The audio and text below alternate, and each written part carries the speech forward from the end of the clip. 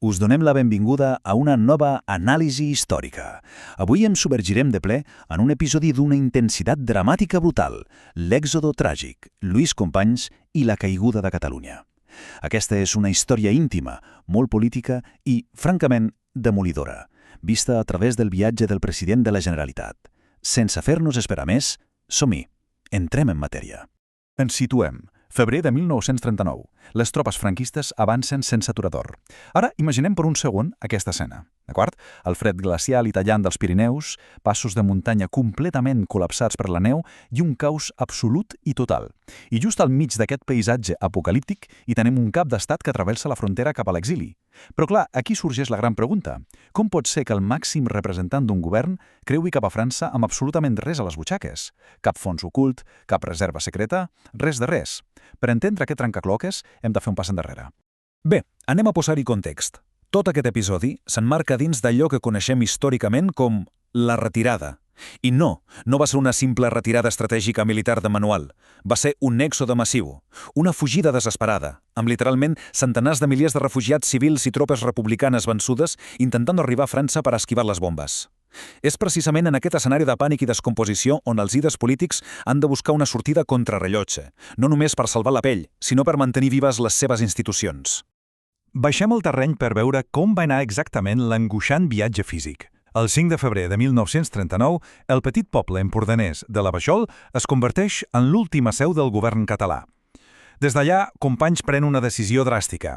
Es nega rotundament a passar per les carreteres principals, bàsicament perquè estaven taponades de vehicles abandonats i gent aterrida. Així que opta per la via més dura, una caminada extenuant pujant pel Coll de Lí, un pas de muntanya gelat. I compta amb aquest detall, no camina sol, ho fa colze a colze amb el lehendakari, el president basc José Antonio Aguirre. Finalment aconsegueixen creuar la línia fronterera i baixen fins al petit poble francès de les Illes. Però abans d'arribar al que passarà allà, necessitem entendre la tempesta perfecta que s'estava coent dins el mateix bàndol republicà. Per desxifrar tot aquest embull, cal tenir molt clar que el bàndol republicà no era pas una pinya. Què va? Teníem 3 nivells de lideratge molt diferents. A dalt de tot, la República Central amb Joan Negrín, la gran obsessió del qual era centralitzar cada recurs disponible per a la supervivència global de la guerra. Després tenim la Generalitat de Catalunya amb Companys, desesperat per mantenir l'autonomia local i finançar la defensa del seu territori. I finalment, un tercer actor, el govern basc d'Aguirre, que jugava unes altres cartes. La seva prioritat era preservar la seva independència financera a l'estranger anticipant-se a l'exili. Vaja, 3 visions que tard o d'hora estaven condemnades a xocar. I quin va ser el detonant d'aquest xoc? Els diners. Ens trobem davant d'un xoc estratègic directe. Per al govern central de Negrín, l'objectiu innegociable era aconseguir divises estrangeres i or per comprar armes fonamentalment a la Unió Soviètica. Era pur instint de supervivència estatal. En canvi, la Generalitat defensava a capa i espasa que necessitaven retenir els fons locals. I per què? Doncs per finançar les indústries de guerra catalanes que estaven al peu del canó i, atenció, per alimentar els milers i milers de refugiats que s'havien anat acumulant a Catalunya. Ambos eren objectius legítims en temps de guerra, però a la pràctica, logísticament incompatibles. Així doncs, com resol el govern central aquest trencaclosques? Doncs amb allò que els historiadors catalans han etiquetat com una autèntica asfíxia legal i administrativa. Tot comença el 1937, amb una llei de centralització, i a partir d'aquí obren l'aixeta del buidatge. L'Estat confisca directament totes les reserves dels bancs públics i privats de Catalunya. Però no s'aturen aquí.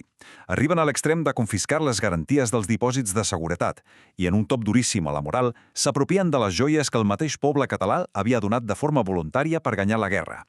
L'autonomia financera va ser desmantellada des de dins, peça per peça. I això ens torna a portar a aquell petit poble, la Vajol, on es dona una de les ironies més amargues de tota la història. Allà hi havia la mina Canta, una antiga mina de talc que es va reconvertir en una caixa forta gegantina. S'hi va guardar gran part d'aquell tresor confiscat, incloent or del Banc d'Espanya i, precisament, les reserves de la Generalitat. I quina és la tragèdia? Que Companys i el seu govern estaven instal·lats a la Vajol just abans de marxar, però no hi tenien absolutament cap accés. Estava custodiat fins a les dents per les tropes de Negrín. El president dormia literalment al costat de les riqueses del seu propi país, però amb la porta completament tancada amb pany i forrellat. Aquesta situació constant il·lustra, d'una manera molt crua, com se sentia Companys en aquells últims dies. Hi ha una frase seva que és absolutament demolidora. No us podeu imaginar què és ser president de la Generalitat i haver de suportar el menyspreu d'aquells que al govern de la República haurien de ser els nostres aliats. Impressionant, perquè aquestes paraules van molt més enllà dels diners, ens parlen d'una ferida oberta, d'un ressentiment polític profund. Era el dolor d'una confiança traïda.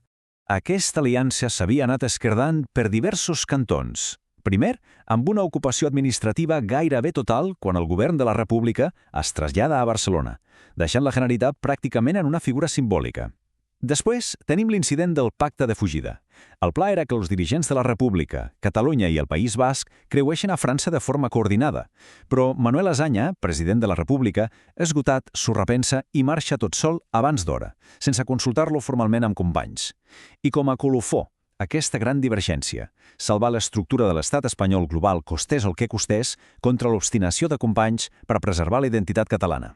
Amb tota aquesta motxilla de traïcions a l'esquena, tornem al febrer gelat. L'etapa final a peu. Arriben a l'hostal dels Trabucaires, al poblet de les Illes. L'ambient és colpidor. Estan esgotats. No hi ha cap eufòria per haver sobreviscut, sinó un dol profundíssim. Companys està enfonsat. L'amo de l'hostal els prepara el que té. Comparteixen una modesta truita i unes mongetes. Aquest va ser el primer àpat en terra estrangera per a uns líders que acabaven de ser desposseïts de la seva terra. Llavors, arriba l'instant que dona sentit a tota la nostra anàlisi d'avui. Arriba la nota. El moment de pagar l'esmentada truita. Companys, es regira les butxaques, mira els fons oficials de la seva petita delegació i el resultat és zero. Res. No porten francs francesos i les pessetes de la República ja eren paper mullat. Pensem-hi un moment. El president de la Generalitat de Catalunya no té diners per pagar el compte d'una taverna de muntanya. És increïble. Aquí es fa completament palès el contrast que us mencionava a l'inici. Veiem la diferència entre les delegacions. El govern basc d'Aguirre havia fet els deures d'una manera diferent, molt més pragmàtica, traient fons cap a l'estranger durant la guerra. Així que a la fonda, Aguirre simplement treu la cartera i paga el compte de tothom. Companys, en canvi, havia mantingut una lleialtat institucional absoluta. Mai va voler crear fons paral·lels fora dels canals oficials de la República. I quin va ser el premi a aquesta honradesa inflexible? Creuar la frontera en la més estricta indigència, depenent totalment de la solidaritat aliena. Però la manca de fons no va ser només una anècdota incòmoda. Va tenir un cost polític enorme. Sense diners, el govern català a l'exili va quedar subjugat, depenien de les ajudes franceses i d'un organisme creat per Negrín anomenat CERE, que els donava fons en comptagotes. Els mateixos fons que havien sortit de la mina Cantà. Aquesta dependència no va ser un accident. Va ser una eina deliberada per mantenir Companys afeblit i la institució catalana completament marginada en l'àmbit polític un cop a l'exili. Aquesta terrible vulnerabilitat marcaria el final tràgic del president. Si fem un repàs ràpid de la seva línia de temps, veiem un descens vertiginós. El 1936, al cim, com a president d'honor de les Esperançadores Olimpiades Populars de Barcelona. Al febrer del 39, abocat a l'exili sense 5 cèntims. Precisament per aquesta precarietat i la seva decisió de no allunyar-se de França, l'estiu de 1940 cau detenit per la Gestapo nazi a La Baule. A l'octubre d'aquell any és lliurat a la dictadura de Franco i executat al castell de Montjuïc. Un viatge des de la màxima dignitat institucional fins al sacrifici absolut. I tanquem aquest recorregut històric amb les seves darreres paraules davant l'escamot de fusellament. Per Catalunya, un clam que ressona i condensa tota la seva vida. Avui hem vist com l'homenatge a l'honradesa política pot tenir un peatge personal i institucional devastador. L'episodi de no poder pagar un simple àpat a les Illes és el reflex d'una fe indestructible en la institució pública, malgrat que això el condemnés al pitjor dels destins. Així que us deixo amb aquesta reflexió final. Quin és l'autèntic cost de la lleialtat política en temps de foscor absoluta? Moltes gràcies per acompanyar-nos en aquesta anàlisi i fins a la propera.